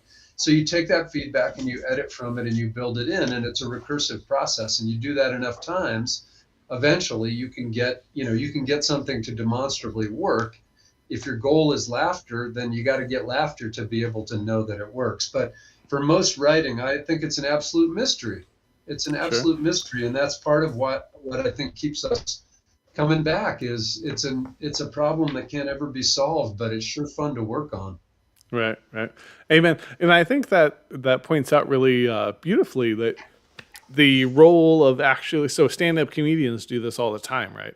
You have a stand-up act, they go work it, and they go tour the land, and they get laughs or they don't. As a writer, you can, in fact, go, especially with poems, short stories, you can, in fact, go do readings and see how everyone reacts to you, right? So laughter is really easy, but a play can be dramatic, right? You know what I mean? So you can see those other things play out if you actually get amongst the people. I think about this a lot, and then let me double check because John bounced out, and I just want to make sure if he bounces back in, I can let him in.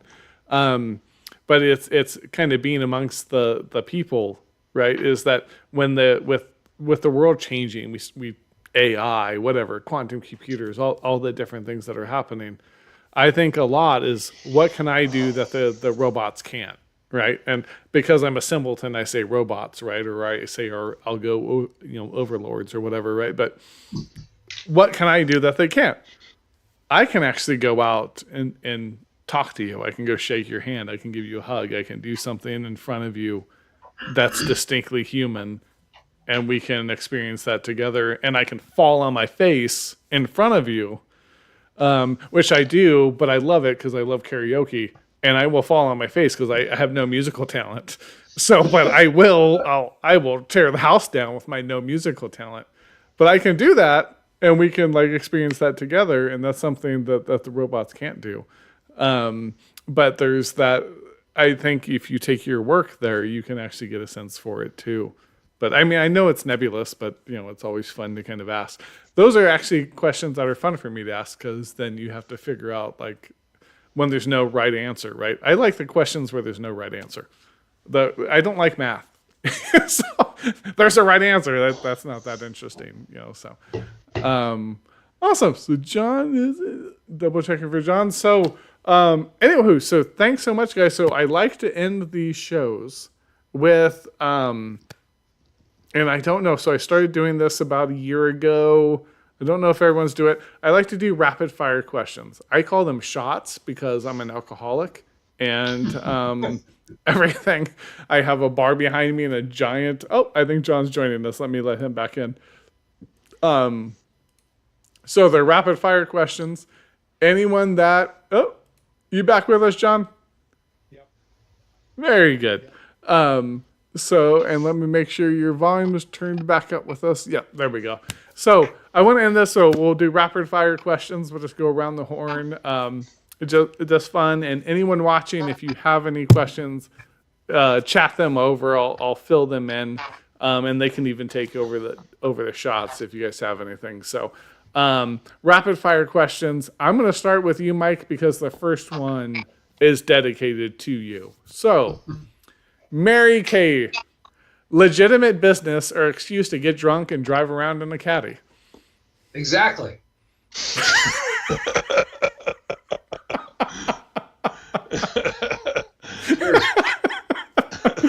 Cheers. Anyone else have a differing opinion of that? I'm almost out of my, and I did. So anyone that watching, like I mentioned already, so I have the dead rabbit for the jackalope. I don't know if I can show. I think it's there. There, it's there. For the jackalope, but Mike has a really hilarious. It's not that book. So you did make a book of Rants on the Hill, right? Mm-hmm. And I think that's the name, right? Rants on the Hill. It is. Yep. Yeah, and anyone who wants to hear that full story, it's a really funny one about the drunk Mary Kay lady. But so moving on with our shots portion here, and we'll start with you, Adam, and everyone will go through this one because it's not so specific. So piece of art, because we talk about all the time now. Because there's the UAPs, which I'm going to call UFOs, because I'm a kid that grew up on Unsolved Mysteries, and UAPs is bullshit. It's all UFOs. Piece of art you give the aliens to teach them about humanity. Like they're about to come down and they're going to crush us. And you want to teach them about what humanity means. What's the piece of art? It can be poetry, it can be, painting, whatever you want. Whatever the panel wants. What's the piece of art you show them? Oh, Hopper's Cape Cod Evening. Very good. Awesome. So this is for everyone. Everyone needs to jump in here. Or a McDonald's cup, an empty McDonald's cup. How about that? We'll go pop art on. Show them the ridiculousness of the commodification of human beings and art. Very good. Very good. Anyone else? Hood, John, Mike? Well, I'll do one that's already been done, actually, is when they created the so-called golden record for the Voyager spacecraft to beam this shit out into the universe, just in case anybody's listening. I'm a blues harp player, a blues harmonica player, and one of the tunes that's on that record is Blind Willie Johnson. And it's really? a musician I really admire, but I always just love that thought experiment of, I don't know if there's any life out there in the universe, but if they are, I hope that's the first thing they get from our species. It's Blind Willie Johnson. Very good. John, you want to take it from there? Oh man, a story came to my head when I was when I was 20, I guess 23 years old, I made a trip from Spartanburg to Port Townsend, Washington, and became an apprentice for a year at Copper Canyon Press, Poetry Press. And when I got there, this poet named Sam Hamill um, walked me into his office, and he had 1,000 albums on one wall, and he pulled an album off the wall and he put it on the turntable. And he said, "You're from Spartanburg, South Carolina, and I want you to know that this is the greatest rock and roll song of all time." And he played the Marshall Tucker Band's "Can't You See?" and I've never forgotten that, you know. And I mean, I went to high school with those guys, but to go someplace all the way across the country and have somebody say this is the greatest rock and roll song of all time was really pretty powerful. So I think I'd play "Can't You See" for the alien. See what they think of Troy Caldwell playing that guitar with his thumb. And every country rock band needs a flute, right? Yeah. Amen. Amen. Hud, do you want to take it from there? Shavo Cave, you know, the prehistoric cave art. 30,000 years ago, we got art figured out. It's been downhill ever since.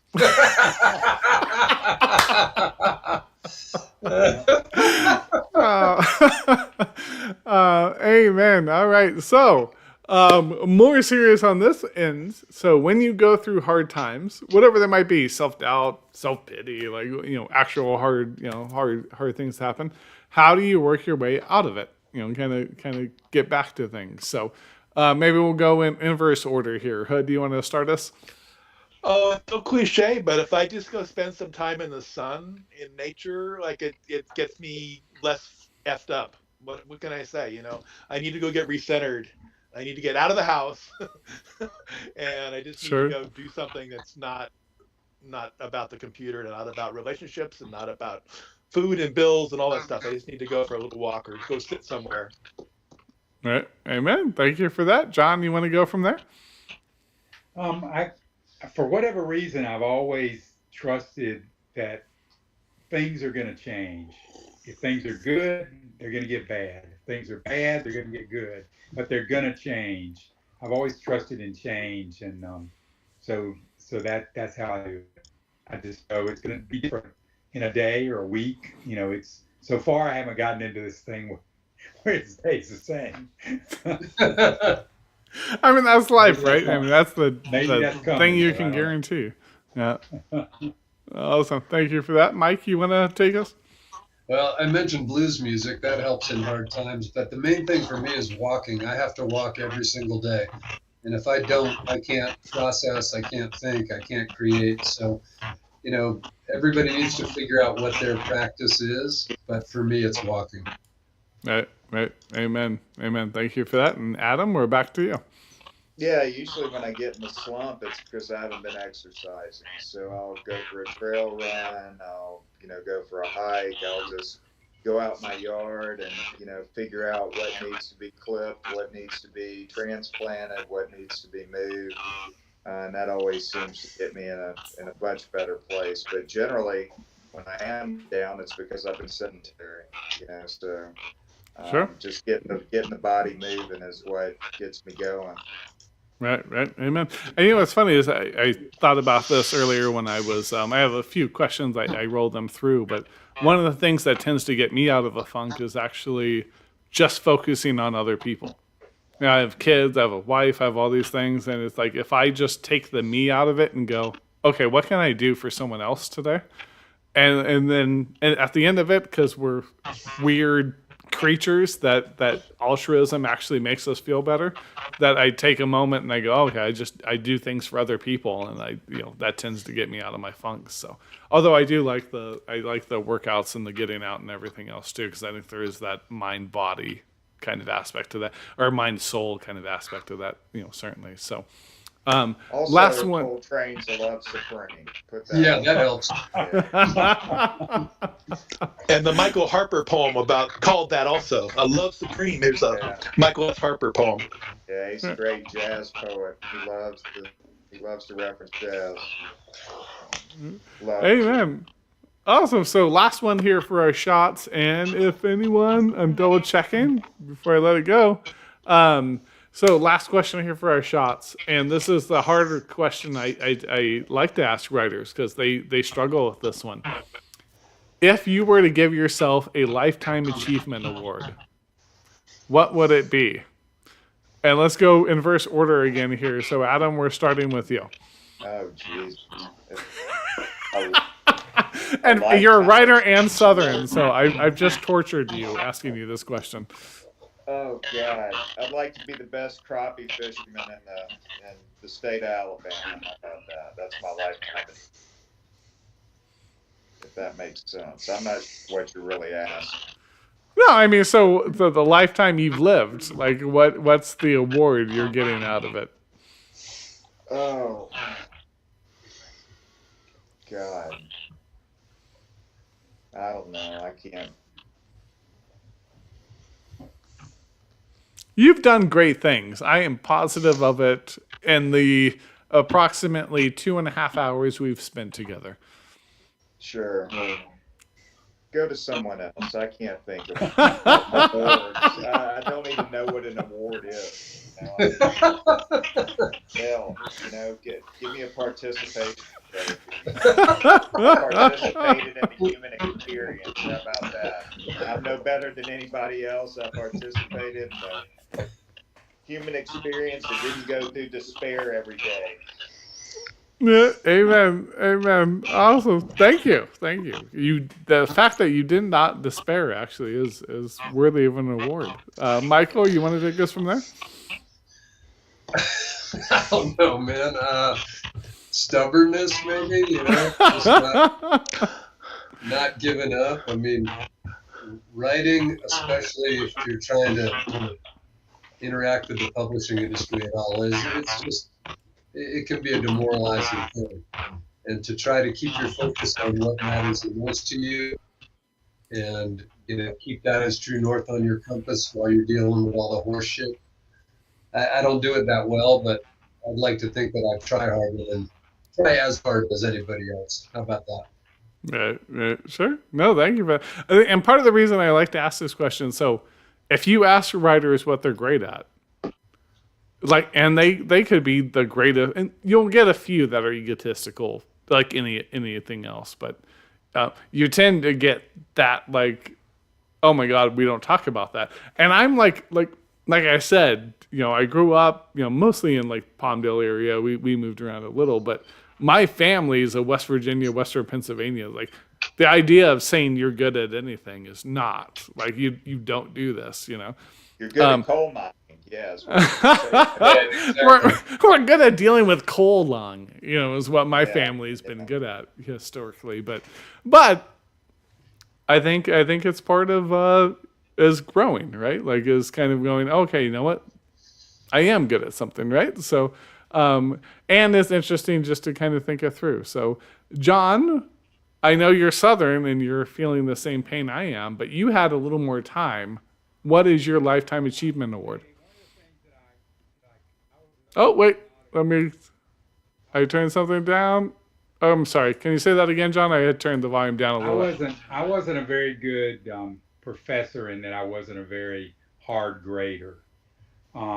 And the students knew it, and the word spread, and so I got a lot of students in my class who were there because they just knew they weren't going to flunk in my class. But I always started the class off by this show up speech that 80% of the grade in my class is showing up. If you come to class, if you turn the papers in, if you participate, you're going to make an okay grade. And I'd like to be remembered for showing up. Very good. I love that. I really believe in showing up. And I've tried to teach that to my stepsons. And, I mean, some people say 90% of life is showing up. Mm-hmm. And I think 90% of literature, look at us. We're all these old dudes who showed up for years and we're still here. And we know 30 guys and girls, men and women show up with writing who went on and did other things, but we're still writing. So show up. I showed up. Yeah. Amen. I love that. Well, and for the writing process, it makes so much sense, right? Like you got to get back to it. So show up tomorrow, show up the You next can day. generally make it better. Right. You you go can't back make to it something you over didn't and do over. better. But Yeah. awesome. Thanks for that, John. I love that. That was great. And Hood, we're ending with you on this one. All right, my lifetime achievement award, and I'm serious about this. I didn't get my ass fired. All those times I was that close from telling the administration, go fuck yourself. You know how stupid that fucking shit is that just came out of your mouth? Take it, just go fuck yourself. And then kiss my job goodbye. Because I am a dad. I have had to raise kids and make the mortgage payment and keep the insurance running for everybody on my own. Like I could not get fired. And I managed to do it. I managed to keep my mouth shut most of the time and get all the way through my career and keep that medical benefits flowing for everybody. And I'll say, I'm not joking. Like, I was living in my car when I started graduate school. I know what it's like to be poor, and I managed to go to work and just say, no matter what, I will do it. I'll put up with it. I'll make it happen. And I did. And I'm very proud. That's my lifetime achievement award. I never got fired. Amen. Good. Amen. You did better than me because I've been sacked before. So, but I'm with you though. I think that is worthy of an award. So let me double check, and I think we're golden. So thanks so much, guys. Any parting words or anything before we call it a night? No, thank you for putting this on. It's fun. Thank you. Thanks a lot. That was good. Yeah, Everybody. Yeah. Bill, I do have something pretty important that I wanted to say from the beginning, and I've been kind of hesitant about it, but I think everybody on this panel will agree with me that your lack of a beard is a serious problem. He's got to be the drummer, right, Mike? Well, so here's the real truth is if I hate grooming myself. I would happily grow a beard if I didn't look like a homeless person, like, just addicted to Fenny, as I like to call it, because it's so spotty. So I shave before the shows just so I can look presentable, for people like you, Mike. I actually do this mostly for you. I think the fact that this whole panel, put up with your beardlessness is incredible. It shows the generosity and empathy of writers that they've kind of brought you into the fold despite this huge character flaw of yours. Well, and I had a bad connection from the very beginning when I saw your bald face. It's upsetting, isn't it? It's just upsetting. Unprofessional. It is. Amen. And it's hilarious. You know what's great about it, actually, though, just to turn this around in my favor a little bit here, and actually in your guys' favor, is that I bring on writers of all ilks, right? And what's so fun, actually, is that what you realize with this, right? Because I'm not a professor. I don't have a cool beard. But I bring everyone on, and everyone is so, gracious with their time. It is so fun to talk to. Like, I always feel like I learn. I feel like I can talk. And so just the process of this show, for me, is been wonderful. But it's also really great to be able to share it, because then tomorrow I can have on someone that just writes, romantasy or whatever it might be, right? And we can go talk about that. And so the fact that, and you see the graciousness. I always say, and my kids don't believe me because of the TikTok, I think. But that most people are good. If you actually just treat people well, they'll treat you well. You just be respectful, they'll be respectful. Talk, be curious. And the world will open up, and it'll be way more amazing than you imagine it might be. So, and then all four of you have certainly done that. For me, when you've been on the show, Hood, when you were my professor, all those kids, and then now grandkids ago. But even now, just the aspect of being able to talk things through and come to some understanding that's beyond just this is my tribe or things. It's been really great. So thank all of you so much for being here. It's been a wonderful time. I will have anyone watching. I have all the links. And if you're watching after the fact, all the links are down in the description. So, you want bios, you want anything, links to everyone's website. If you go to the actual, because it does get tight down there in the description section. But if you want to find out more about anyone that's been on the panel, go to the link to their video, and it'll have all the links to websites and everything else. But thanks again so much, guys. It's been great. Thank you. It's been fun. Thanks to everybody. Namaste. Namaste, There you guys. go. Bye.